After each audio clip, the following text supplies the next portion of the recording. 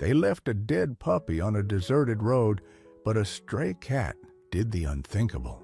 What happens when kindness appears in the most unexpected form, like a stray cat shielding a dying puppy?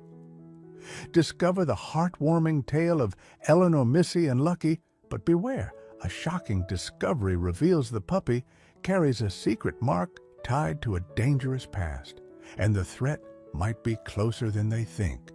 Like, subscribe and listen to the full story to find out how it unfolds.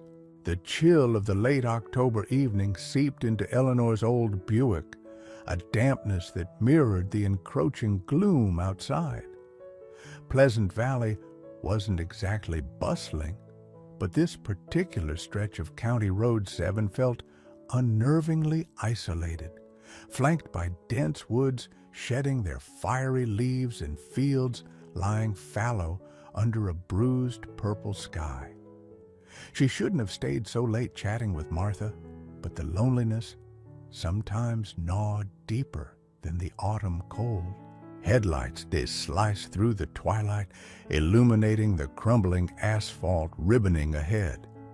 Then, something else caught the edge of the beams, a flicker of movement, low to the ground near a strangely out-of-place cardboard box, sitting starkly against the dying grass of the shoulder. Slowing down, Eleanor squinted. A cat? Yes, a dark shape, seemingly agitated, darting in and out of view near the box. Curiosity warred with caution. It was getting dark, and this road, well, people sometimes dump things they shouldn't out here. As her car rolled closer, another pair of headlights flared to life further down the road, where only darkness had been moments before. They weren't approaching, just sitting there, an old, beat-up sedan, barely visible. A prickle of unease traced its way up Eleanor's spine. Why would someone just sit there in the dark?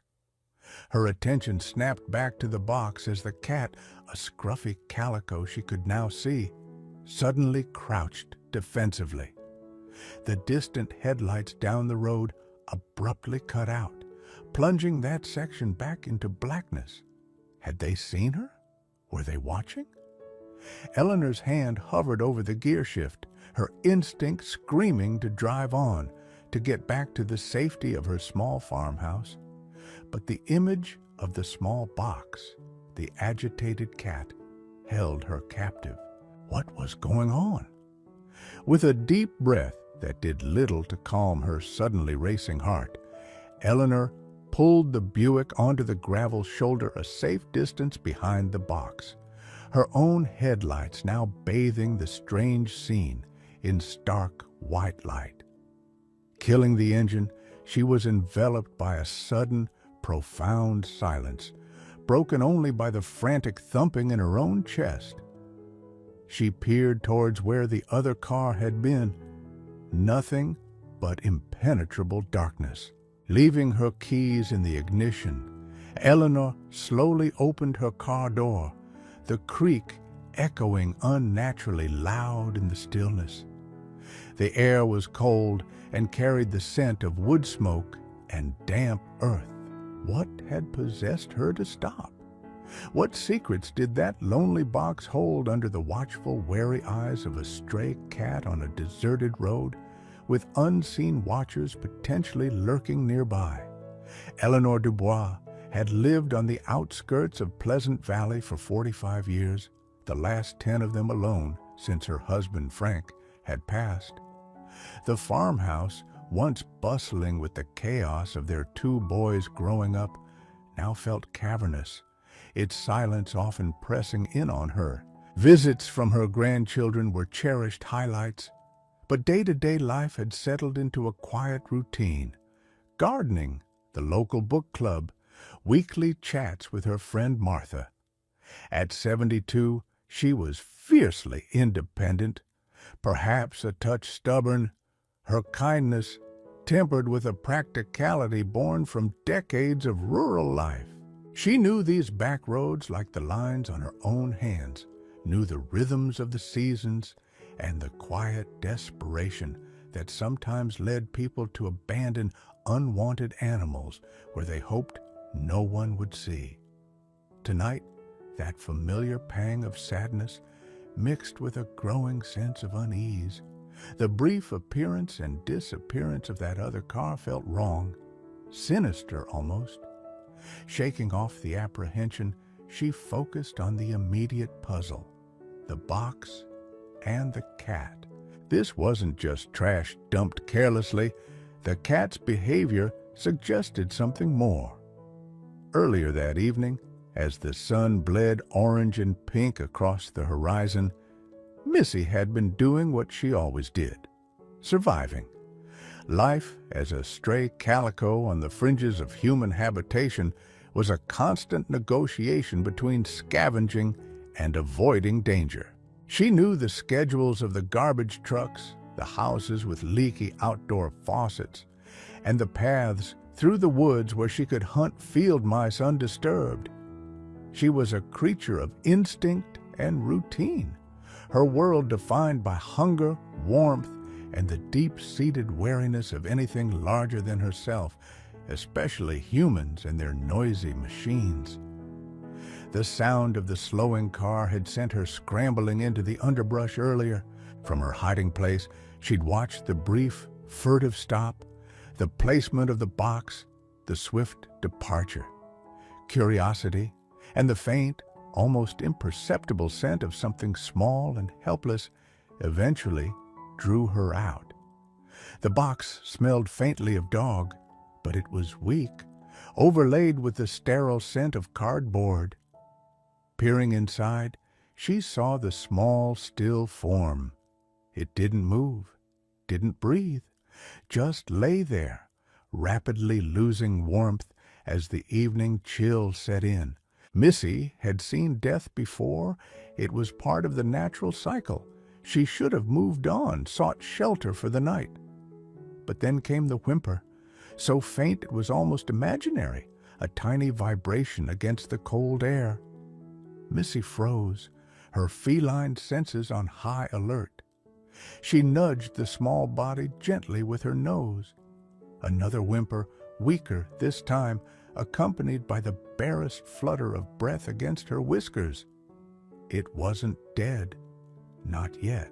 A surge of something primal, something fiercely protective she hadn't felt since her own long-lost kittens, flooded through her. She jumped into the box. It was a tight fit, but she maneuvered herself around the puppy, tucking her own warm body against its cold fur, instinctively licking its face, trying to stimulate circulation, to share her own life force. That was the scene Eleanor was slowly approaching. The scruffy stray no longer agitated but curled defensively inside the box, shielding something beneath her. Eleanor stopped a few feet away, her initial fear momentarily forgotten, replaced by confusion. What was the cat doing? She called out softly, "Hello? Kitty?" The cat just pressed itself tighter against whatever was inside.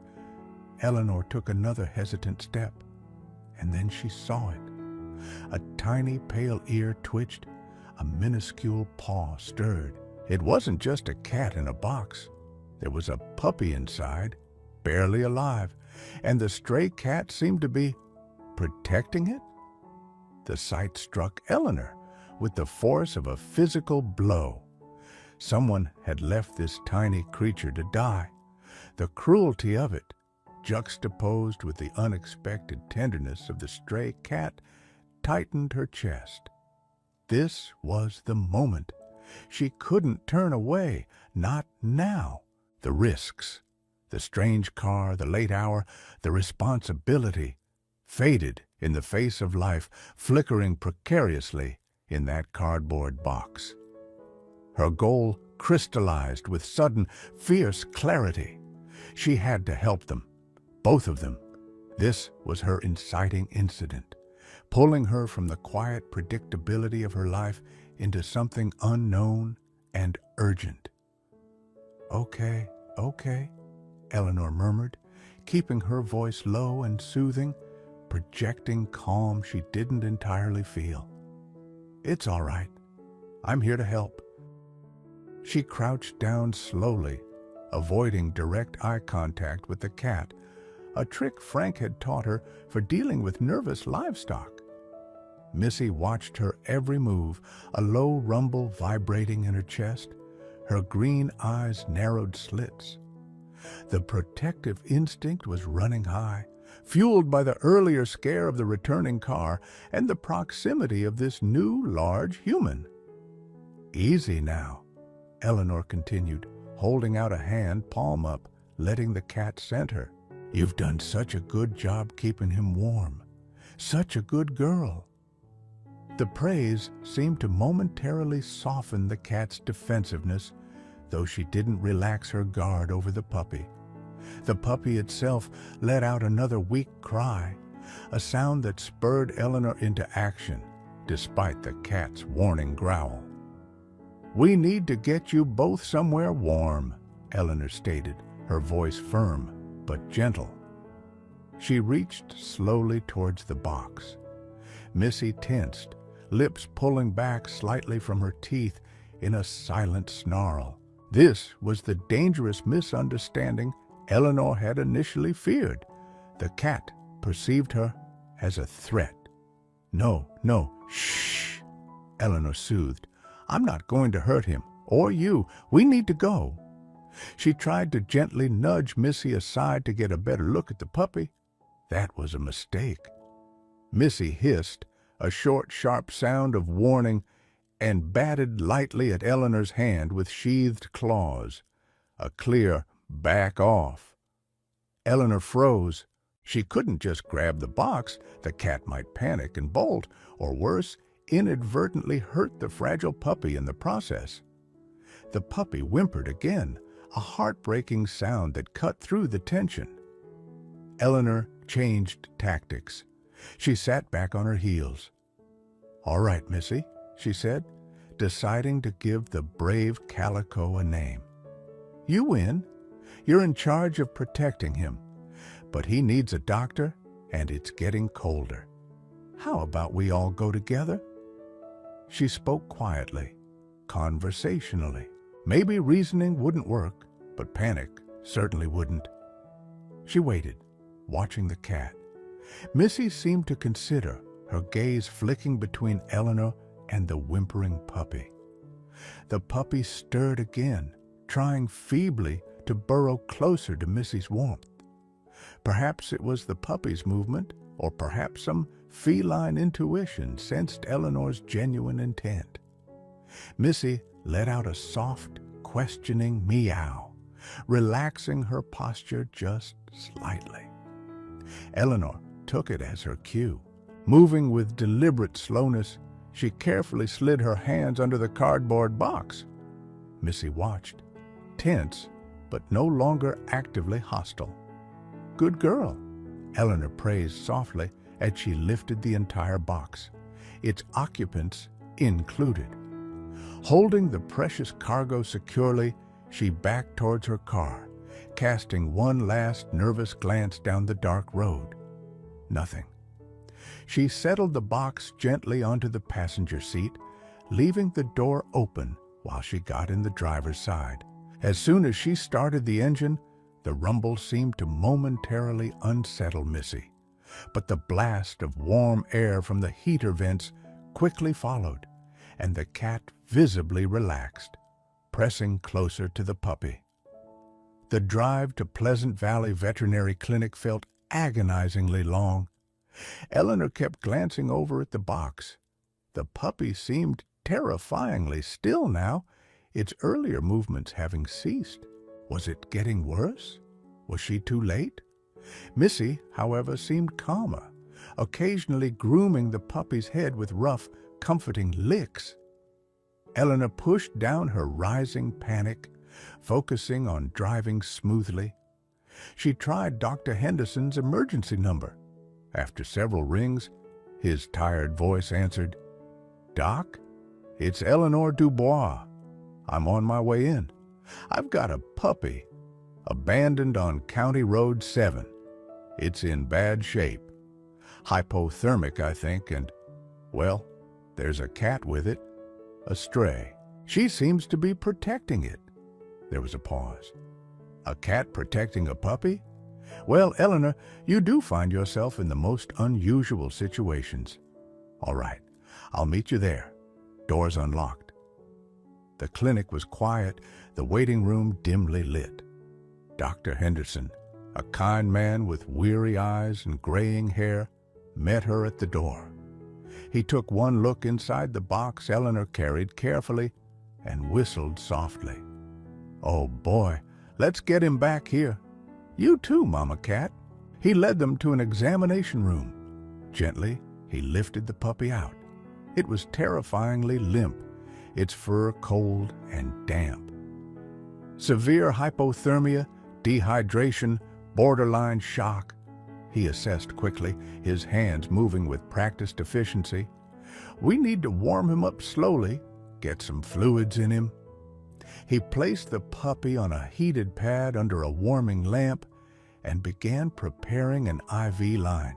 Missy, who had jumped out of the box as soon as Eleanor set it down, watched intently from a corner, refusing to be coaxed further away. She seemed to understand this was help, but her distrust of the sterile environment and the unfamiliar human was palpable. As Dr. Henderson worked, Eleanor felt a wave of doubt wash over her. The initial estimate for treatment was significant. Could she really afford this? And what would she do with them afterwards? Keeping a puppy was one thing, but a semi-feral cat who clearly had trust issues? Frank had always been the animal person. She usually stuck to her garden. Was she equipped for this? "He's a fighter, this little guy," Dr. Henderson remarked, checking the puppy's faint heartbeat. "And he's got one heck of a guardian angel over there." He nodded towards Missy, who hadn't taken her eyes off the puppy. "Don't often see that." His words and the sight of the tiny creature fighting for life under the warming lamp solidified Eleanor's resolve. The cost, the complications, they didn't matter as much as doing the right thing. She'd figure it out. She had to. The immediate challenge was getting the puppy stable. The mystery of why he was abandoned and the unease about that other car could wait.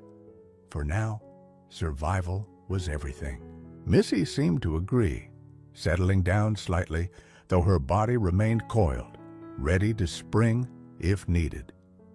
The long night had just begun. The next 48 hours were a blur of cautious optimism and setbacks.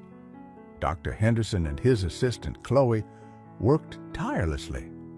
The puppy, whom Eleanor had tentatively named Lucky, hoping the name would prove prophetic, was responding slowly to treatment. His temperature stabilized first, then he began taking small amounts of formula via a syringe. He remained weak, sleeping most of the time in the incubator Dr. Henderson had set up, but he was undeniably alive, his breathing growing steadier. Missy, meanwhile, established herself as a permanent fixture just outside the incubator. She refused attempts to put her in a separate cage, becoming agitated and pacing until let out again. Dr. Henderson, recognizing the unusual bond, relented, setting up a soft bed, food and water for her nearby. She ate sparingly, her attention fixed on the small form behind the clear plastic. She'd occasionally vocalize with soft chirps directed at Lucky, her usual stray wariness seemingly overridden by her self-appointed duty. Eleanor visited several times a day, bringing soft blankets that smelled of home and murmuring encouragement to both animals. She felt a growing connection to the unlikely pair, her initial apprehension replaced by a fierce protectiveness mirroring Missy's own. On the third day, Dr. Henderson called Eleanor. "He's doing remarkably well, all things considered," he reported, sounding pleased. "He even tried to stand up for a moment earlier, but Eleanor, I found something else while examining him more closely." "What is it, Doc?" Eleanor asked, her stomach tightening. "Is something wrong?" "Not medically wrong exactly, but unusual. Come down when you can." An hour later, Eleanor was back in the examination room. Lucky was out of the incubator, snuggled in a towel-lined basket, looking slightly more robust. Missy was curled nearby, purring softly for the first time since the ordeal began. Dr. Henderson gently lifted Lucky's small floppy ear. "Look closely right here," he said, pointing to the inner flap. Eleanor leaned in. At first, she saw nothing but pale pink skin and soft fuzz. Then, under the bright clinic light, she made out faint, bluish-green markings. It looked like a crude tattoo, partially faded or poorly done, consisting of a couple of letters and numbers. It was small, easily missed. "What is that?" she breathed. "It's a tattoo, all right," Dr. Henderson confirmed, his expression serious. "Not a standard microchip registration or a typical breeder ID. This looks more like, well, like the kind of rough marking used in less reputable operations. Puppy mills, sometimes dog-fighting rings, use them to identify inventory, though usually something cruder. It's definitely not standard practice for any legitimate breeder or shelter." The implications hit Eleanor hard. Lucky wasn't just abandoned, he was potentially discarded property from an illegal and likely cruel operation. The callous dumping on the deserted road, the suspicious return of the car, it all clicked into place with sickening clarity. They probably came back to make sure he was dead, or perhaps they'd simply panicked and fled, intending to retrieve the evidence later. Her intervention, guided by Missy's instinct, had thrown a wrench into their plans. This revelation was the turning point. Eleanor's role shifted instantly. She was no longer just a kind old lady who had rescued a puppy and a cat. She was now the custodian of a potential victim, a living piece of evidence against people involved in illegal activities. The vague sense of danger she'd felt on the road solidified into a chilling reality. These weren't just careless people. They were likely criminals. "What do we do, Doc?" Eleanor asked, her voice trembling slightly. "We need to be careful," Dr. Henderson advised. "Reporting it might bring unwanted attention if these people are local and get wind of it. But not reporting it feels wrong. This little guy deserves justice, and other animals might be suffering." He sighed. "Standard procedure would be to notify animal control and the sheriff's department about the suspected origin, especially with the tattoo. But let's think this through." Eleanor looked down at Lucky, now sleeping peacefully, oblivious to the sinister implications of the marks on his ear. She looked at Missy, whose unwavering devotion had saved him. The thought of handing Lucky over to a shelter where his past might put him at risk or simply get lost in the system felt unbearable. And what about Missy? Their bond was undeniable. "No," Eleanor said, her voice firm now, the tremor gone. "He stays with me, both of them. I'll take them home as soon as he's strong enough." It wasn't a request, it was a statement. She was moving from reacting to the situation to actively taking charge of their future. "But you're right, Doc. We can't ignore this. We need to figure out how to report this safely. Maybe I can talk to Sheriff Brody quietly. I've known him for years. Dr. Henderson nodded slowly. That might be the best approach. Brody's a good man. But Eleanor, promise me you'll be careful. If these people discarded him once, he didn't need to finish the sentence. This was the point of no return. By deciding to keep Lucky and investigate his origins, Eleanor was stepping out of her quiet life and into something potentially dangerous. Her initial goal of simply saving the puppy had evolved into a deeper commitment, protecting him, uncovering the truth, and ensuring both he and his feline guardian had a safe future. The stakes had just become terrifyingly personal. Bringing Lucky and Missy home marked the beginning of a new, fragile chapter. Eleanor's quiet farmhouse, usually filled only with the ticking of the grandfather clock and the hum of the refrigerator, now echoed with the tentative sounds of its new inhabitants. Lucky, though still needing frequent small meals and rest, began exploring his surroundings with wobbly curiosity. He was a bundle of soft fur and clumsy paws, his resilience a small miracle. Missy, ever watchful, shadowed his every move. Her transformation was remarkable. While still wary of sudden movements or loud noises, she clearly considered the farmhouse her territory and Lucky her charge.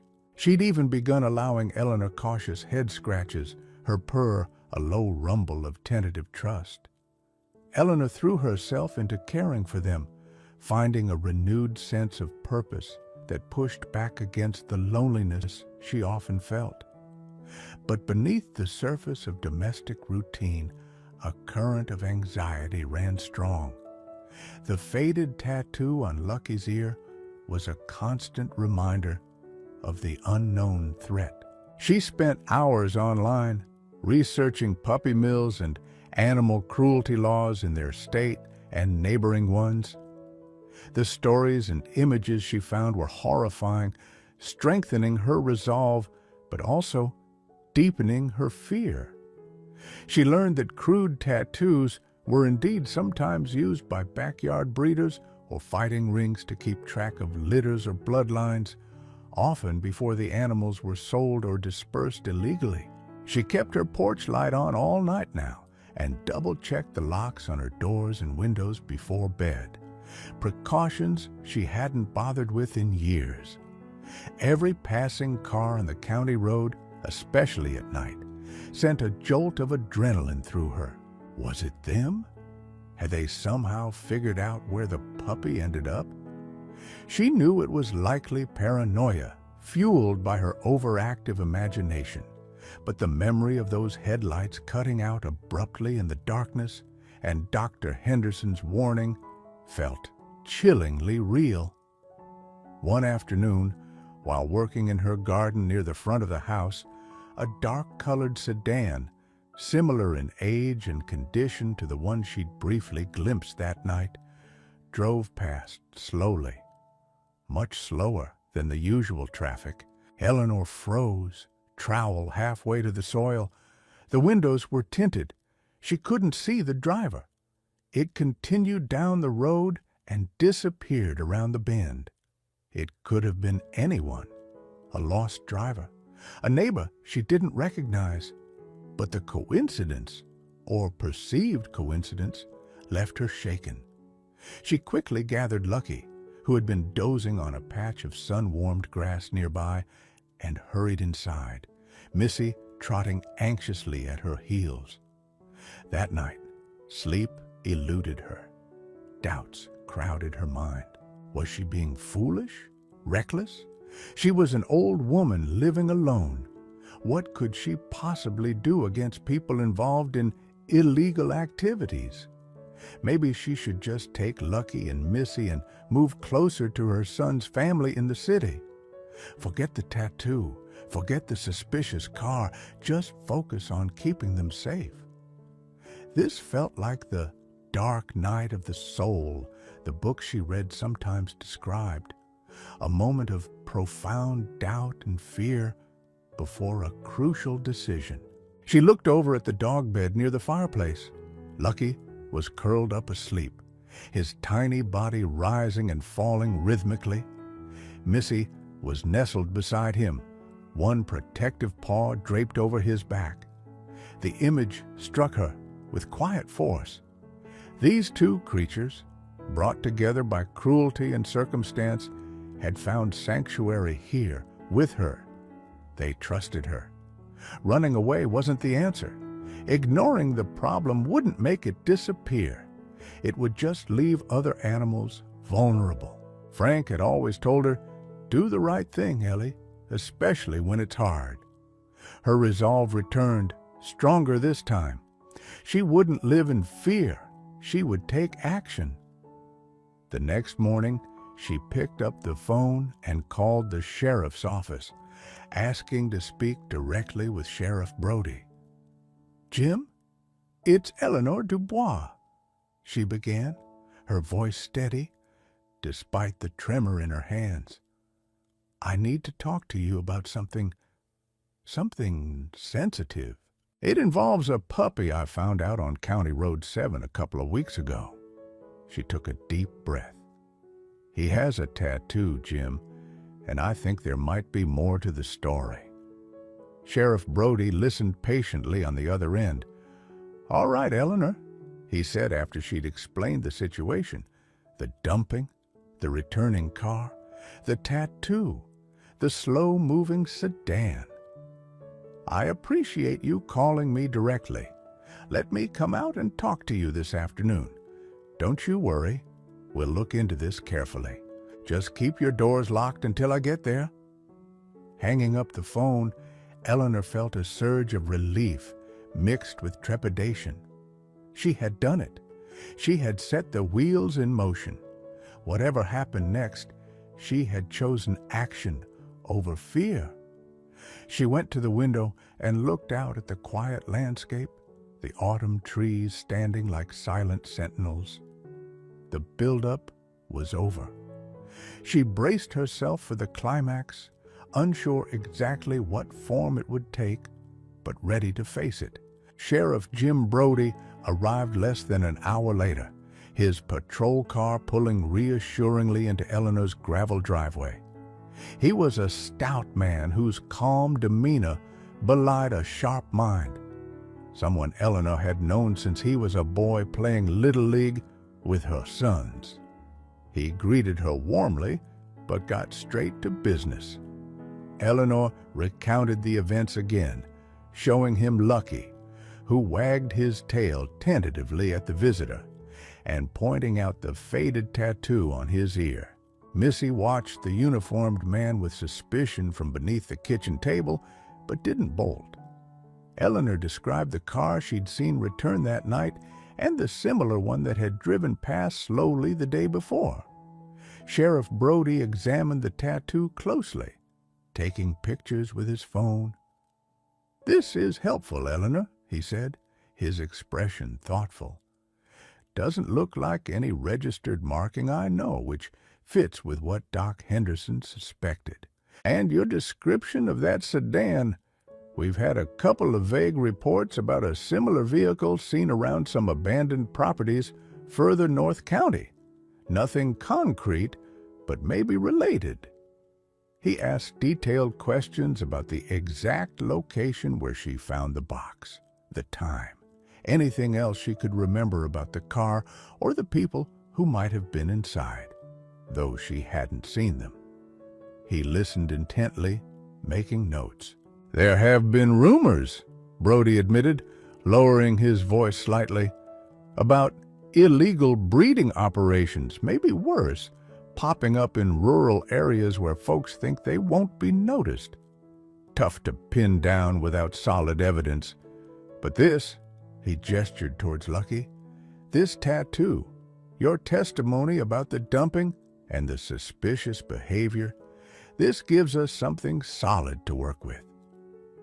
The climax wasn't a dramatic confrontation or a chase scene. It was this conversation, this transfer of information to the proper authority. It was Eleanor, armed with her observations and her courage, taking a stand by reporting what she knew. Sheriff Brody assured her he would open an investigation, cross-reference the tattoo information with regional databases and alerts from animal welfare organizations, and increase patrols out on County Road 7 and near her property. "We'll handle it from here, Eleanor," he said firmly. "You did the right thing calling me, the absolute right thing. These operations thrive on secrecy and people being afraid to speak up." He paused, looking at her seriously. "But I want you to be careful too. Keep those doors locked. Call us immediately if you see that car again or notice anything suspicious. Don't hesitate. We'd rather respond to a false alarm than have something happen." He gave Lucky a final pat. "You keep this little fella safe. Looks like he's finally landed on his feet." Sheriff Brody's visit marked a turning point. While the investigation would take time and its outcome remained uncertain, the immediate sense of lurking danger began to recede for Eleanor.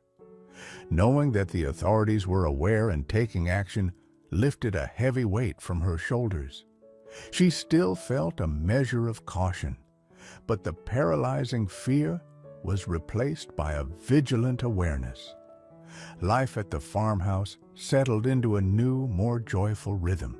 Lucky continued to grow, shedding the last vestiges of his traumatic start. He was playful, affectionate, and utterly devoted to both Eleanor and Missy. His puppy antics filled the house with laughter and warmth Eleanor hadn't realized she'd been missing so deeply. The faded tattoo on his ear remained, a permanent reminder of his mysterious past, but it no longer seemed sinister. Rather, it felt like a badge of survival. Missy blossomed in the security of her new home. The wary stray became a confident house cat, her favorite spot alternating between the sunbeam on the living room rug and curled up beside Lucky, or occasionally batting playfully at his wagging tail. She even developed a tolerance for Eleanor's grandchildren during their visits, observing their noisy games from a safe distance before eventually accepting gentle strokes. Her bond with Lucky remained unbreakable, a silent testament to the extraordinary circumstances that had brought them together.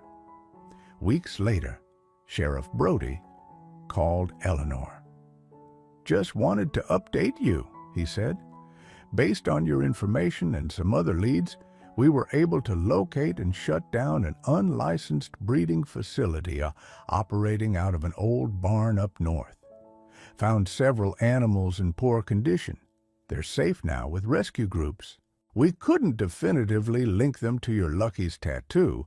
The records were a mess, deliberately obscure, and the people running it clammed up. But the timing and location strongly suggest a connection. They won't be doing that anymore anyway." It wasn't a perfectly tied bow, but it was resolution enough. The immediate threat was neutralized. Justice, in its slow, imperfect way, had been served. Eleanor felt a profound sense of peace. Autumn gave way to winter, dusting the fields around the farmhouse with snow. Inside, warmed by the fireplace, Eleanor would often sit reading, Lucky snoozing at her feet and Missy perched regally on the back of the armchair. She had faced fear and uncertainty and chosen compassion. In return, she had received the unexpected gifts of companionship, purpose, and the quiet joy of seeing two vulnerable creatures thrive. The silence of her home was gone, replaced by the soft sounds of contented animals and the steady beat of her own grateful heart. The deserted road, the chilling encounter, the stray cat who did the unthinkable, it all felt like the beginning of a story that ended exactly where it was supposed to, home. Mother cat and puppy lost everything in a fire, but what happens next will warm your heart. Clementine, a calico cat with patches of russet, black, and cream arranged in a pleasing, if somewhat unpredictable pattern, surveyed her domain. It wasn't a grand kingdom, but it was hers. A small, well-maintained farm nestled in the rolling hills of rural Pennsylvania. The barn, with its hay-scented loft and sun-warmed wooden planks, was her castle. Mr. Johnson, a widower with kind eyes and hands roughened by years of working the land, was her, well, not quite a servant, but a provider. She tolerated his presence, even appreciated the warm milk he left out for her each morning. Clementine was, by nature, independent. She'd arrived at the farm as a stray, a scrawny kitten seeking shelter from a storm. Mr. Johnson had taken her in, and she, in turn, had adopted the farm as her own. Life was good. She patrolled her territory, chased the occasional mouse, napped in sunbeams, and generally lived a life of contented solitude. She wasn't fond of other cats, or animals in general, preferring her own company. She had a routine, a rhythm to her days that suited her perfectly. That is, until the storm came. It wasn't just any storm. This one was a fury of wind and rain, a tempest that shook the very foundations of the barn. Clementine, usually unfazed by such weather, felt a prickle of unease.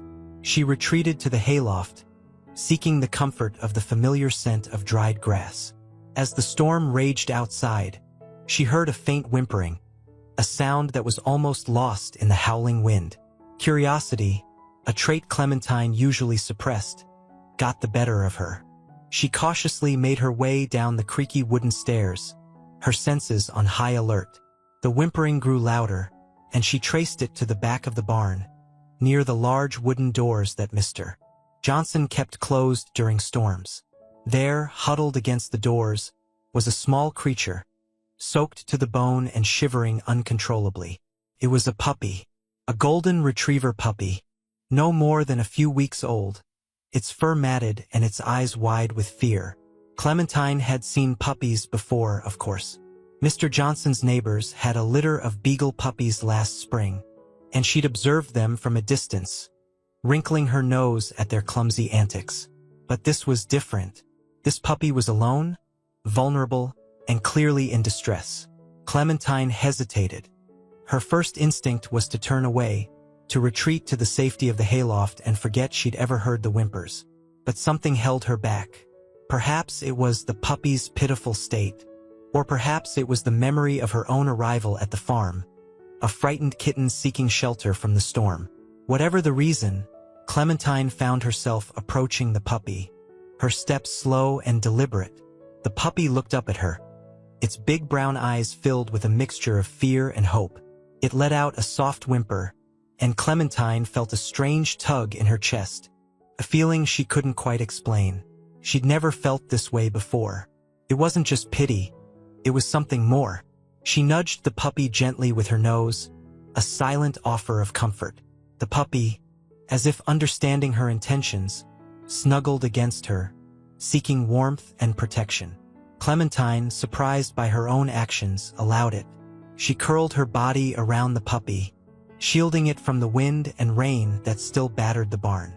As the storm raged on, Clementine, the solitary calico cat, found herself becoming a protector, a mother figure, to an abandoned golden retriever puppy. A bond, however unlikely, had begun to form. Clementine awoke to the soft warmth of the puppy nestled against her. The storm had passed, leaving behind a world washed clean and sparkling in the morning sun. She stretched, a slow, luxurious movement, and then looked down at the small creature curled up beside her. He was still shivering slightly, though the worst of the fear seemed to have subsided. His fur, now mostly dry, revealed a rich golden hue. She decided to call him Gus. It seemed a fitting name for a puppy who'd arrived on a stormy night. Mr. Johnson found them in the barn later that morning. He paused at the doorway, a look of surprise and then amusement on his face. He chuckled softly, shaking his head. "Well, I'll be," he murmured. "Looks like you've got yourself a little friend, Clementine." He approached cautiously, careful not to startle the puppy. Gus, awakened by Mr. Johnson's voice, looked up at him with wide, innocent eyes. He let out a small whine and wagged his tail tentatively. Mr. Johnson knelt down and gently stroked Gus's head. "You're a lucky little fella," he said softly. "Lucky to have found Clementine." From that day on, Clementine and Gus were inseparable. Clementine, much to her own surprise, had embraced her role as Gus's surrogate mother. She taught him the ways of the farm, showing him the best places to hunt mice, though Gus was more interested in chasing butterflies, and warning him about the grumpy rooster who patrolled the barnyard. She even shared her morning milk with him, though she made sure he knew who was in charge. Gus, for his part, adored Clementine. He followed her everywhere, his clumsy puppy gait often tripping him up, much to Clementine's amusement. He would try to mimic her movements, attempting to climb the hay bales, usually resulting in a comical tumble, and even trying to catch mice, with considerably less success than his mentor. He'd sleep curled up next to her, his soft puppy snores a comforting counterpoint to her gentle purring. Mr. Johnson watched their unlikely relationship with quiet joy. He'd lost his wife a few years back, and the farm had felt empty without her. Clementine's arrival had brought a spark of life back to the place, and now, with Gus joining the fold, the farm felt like a home again. He built a small doghouse for Gus near the barn, but Gus preferred to sleep inside with Clementine. Mr. Johnson would often find them in the morning, curled up together in the hayloft, a calico cat and a golden retriever puppy, a testament to the unexpected bonds that can form between creatures. One sunny afternoon, Mr. Johnson decided to take Clementine and Gus on a trip to the nearby lake. He packed a picnic basket with sandwiches and fruit, and the three of them set off in his old pickup truck. Clementine, surprisingly, seemed to enjoy the ride, sitting on Mr. Johnson's lap and gazing out the window at the passing scenery. Gus, on the other hand, was beside himself with excitement, bouncing around in the back of the truck and barking at everything he saw. At the lake, Gus was in his element. He splashed and swam, chasing after sticks that Mr. Johnson threw for him, while Clementine watched from the shore, occasionally flicking her tail in amusement. Mr. Johnson sat on a bench, watching them both, a contented smile on his face. He felt a warmth spread through him, a feeling he hadn't experienced in years. It was the simple joy of companionship, the love between a man and his animals, a bond that transcended species. He knew, in that moment, that Clementine and Gus had brought more than just life back to his farm. They'd brought love back to his heart. The idyllic days of summer gave way to the crisp air of autumn. The leaves on the trees surrounding the farm transformed into a vibrant tapestry of reds, oranges, and yellows, a beautiful spectacle that Clementine usually appreciated from her perch atop the barn. But this year, a sense of unease settled over the farm. The weather had become unpredictable, with sudden downpours and gusty winds that rattled the windows of Mr. Johnson's farmhouse. The animals, too, seemed to sense the change in the air.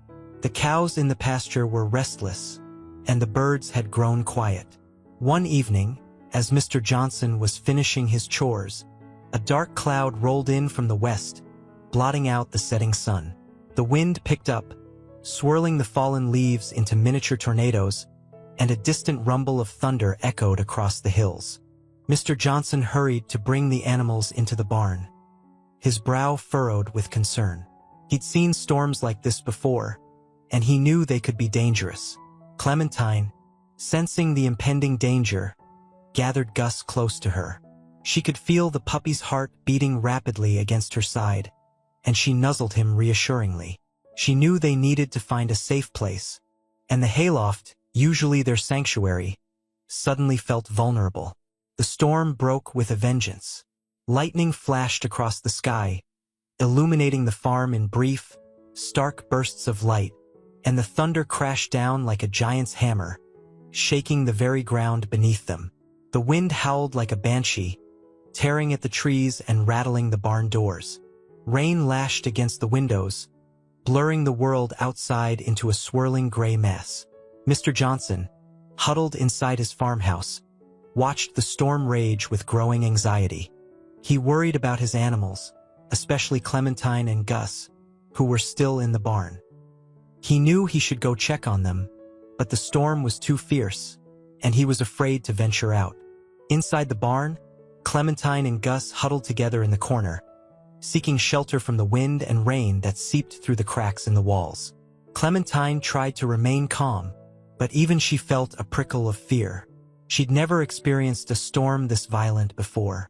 Suddenly, a deafening crack of thunder shook the barn, and a blinding flash of lightning struck a nearby tree. The tree, engulfed in flames, crashed down onto the barn roof, sending a shower of sparks and debris into the air. Clementine and Gus yelped in terror, scrambling to get away from the falling debris. In the chaos, they became separated. Clementine, disoriented and terrified, searched frantically for Gus, calling out his name, but her voice was lost in the roar of the storm. Gus, equally frightened, ran blindly through the barn, seeking a safe place to hide. The storm raged on, and Clementine and Gus were alone, separated by the fury of nature. They were both scared and vulnerable, their lives hanging precariously in the balance. The farm, their safe haven, had become a dangerous and unpredictable place. The storm, in its destructive power, had not only threatened their lives but had also shattered the sense of security and belonging they had come to cherish. The storm finally subsided, leaving behind a scene of devastation. The once vibrant landscape was now scarred and blackened. The air was thick with the smell of smoke and damp earth. Mr. Johnson, his heart pounding with fear, rushed to the barn, calling out for Clementine and Gus. He found them huddled together near a pile of rubble, shaken but alive. Relief washed over him, but it was short-lived. The barn, their sanctuary, was in ruins. The roof had collapsed, and the walls were charred and blackened. Their home was gone. Mr. Johnson, Clementine, and Gus spent the next few days living in a makeshift shelter in the farmhouse. They were all traumatized by the storm, the fear still lingering in their eyes. Mr. Johnson especially was heartbroken. He'd lost his wife, and now he'd lost his farm, the place he'd called home for his entire life. He felt like he'd lost everything. The insurance company offered him a small settlement, but it wasn't enough to rebuild the farm. He was too old to start over, he told himself. He felt defeated, lost in a sea of despair. He made a difficult decision, one that tore at his heart. He decided to sell the land and move to a smaller house in town. It was the only way, he reasoned. He couldn't stay on the farm any longer. It was too painful. He found a buyer for the land, a young couple who were eager to start a new life in the country. They promised to take care of the land, to restore it to its former glory. Mr. Johnson hoped they would, but a part of him doubted it. The farm, as he knew it, was gone forever. The day came when Mr. Johnson had to leave. He packed his belongings, his heart heavy with sadness. He looked around the farmhouse one last time, remembering the happy memories he'd shared there with his wife. He stroked Clementine's fur, thanking her for her companionship. He hugged Gus tightly, whispering that he would never forget him. Then, he did something that broke Clementine's heart. He gave Gus to the young couple who had bought the farm. He told them that Gus would be better off with them, that he needed a home where he could run and play. He couldn't bear to take Gus with him to the small house in town. It wouldn't be fair to the puppy. Clementine watched in disbelief as Mr. Johnson drove away, Gus barking and running after the truck. She felt a wave of despair wash over her. She'd lost her home, her protector, and now she'd lost Gus, the puppy she'd come to love as her own. She was alone, truly alone, for the first time in her life. The storm had taken everything from her, leaving her with nothing but heartbreak and a deep sense of loss. She didn't know what she would do, where she would go. All she knew was that her world had been shattered, and she felt utterly lost. Clementine, heartbroken and lost, wandered the ruins of the farm. The familiar scents of hay and earth were now mingled with the acrid smell of smoke and ash. Everything was different, alien. She missed Gus's playful nips and clumsy tumbles, his warm presence beside her. She missed Mr. Johnson's gentle voice and kind hands. She felt abandoned, adrift in a world that had suddenly turned hostile. Days turned into weeks, and Clementine struggled to survive. She hunted for scraps of food, wary of the other animals who now roamed the devastated landscape, all vying for the meager resources available. She slept under the skeletal remains of the barn roof, exposed to the elements. The farm, once her safe haven, now offered her no comfort, only a constant reminder of what she had lost. One evening, as the sun began to set, casting long shadows across the ravaged land, Clementine encountered a group of animals she had never seen before. They were a motley crew: a scruffy terrier with a limp, a one-eyed raccoon, and a flock of pigeons with iridescent feathers. Clementine, wary of strangers, especially after all she had been through, kept her distance. The terrier, sensing her apprehension, approached her slowly, wagging his tail tentatively. "Don't be afraid," he said, his voice surprisingly gentle. "We're all in the same boat." Clementine hesitated, then cautiously approached the group. She listened as they shared their stories, tales of loss and survival in the aftermath of the fire. She learned that the terrier, named Rusty, had been separated from his owner during the storm. The raccoon, whom they called Patch, had lost his entire family. The pigeons, led by a wise old bird named Celeste, had been forced to leave their nesting site when the fire destroyed their tree. Despite their differences, they had formed a bond, a community of survivors helping each other through their shared hardship. They shared food, offered comfort, and looked out for one another. Clementine, who had always been a loner, found herself drawn to their camaraderie. She realized that she wasn't alone in her suffering. Others had experienced similar losses, and they had found strength in each other. She began to spend time with the group, sharing her own story and listening to theirs. She learned about their struggles, their hopes, and their dreams. She discovered that even in the midst of tragedy, there was still kindness and compassion. She found herself laughing again, something she hadn't done since the storm. One day, Celeste, the wise old pigeon, suggested that they leave the farm and search for a new home.